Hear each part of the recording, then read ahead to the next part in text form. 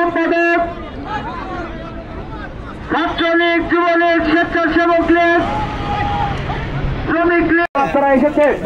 এবং আজকে এই মানববন্ধনে আজকে আপনারা ঘোরাফেরা করবেন না,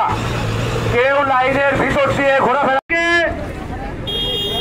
বাংলাদেশ আওয়ামী লীগ থেকে চিরতরে বহিষ্কার ও বন্ধনের আয়োজন করেছেন। সংগ্রামী সাথী বন্ধুগণ,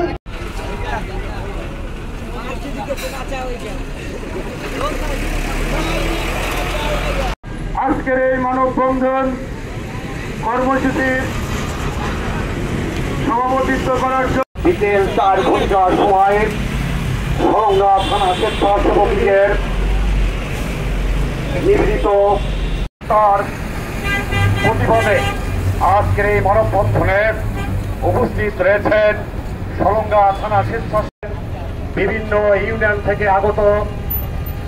ইউনিয়ন স্বেচ্ছাসেবক লীগের নেতৃবৃন্দ এবং উপস্থিত রয়েছে দীর্ঘদিন যিনি একসাথে আমাদের সাথে কাঁধে কাঁধ রেখে স্বেচ্ছাসেবক লীগকে সুসংগঠিত করার জন্য জড়িত প্রত্যক্ষ যারা জড়িত বহিষ্কৃত নেতা আরাফাতের নেতৃত্ব জানাচ্ছে। যারা প্রশাসনের ভাইরা রয়েছেন, আমি তাদের উদ্দেশ্যে একটা কথাই বলবো,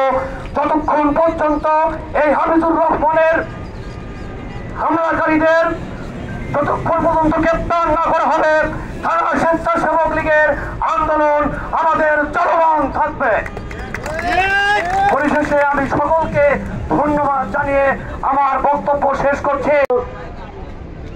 আহ্বান করছি বাংলাদেশ ছাত্রলীগ হাটিকুমরুল ইউনিয়ন শাখার সাধারণ সম্পাদকের উপরে হামলার প্রতিবাদে আজকের এই মানববন্ধন কর্মসূচিতে এখানে পক্ষ থেকে আজকে এই হামলার প্রতিবাদে তীব্র নিন্দা প্রতিবাদ জানাইতে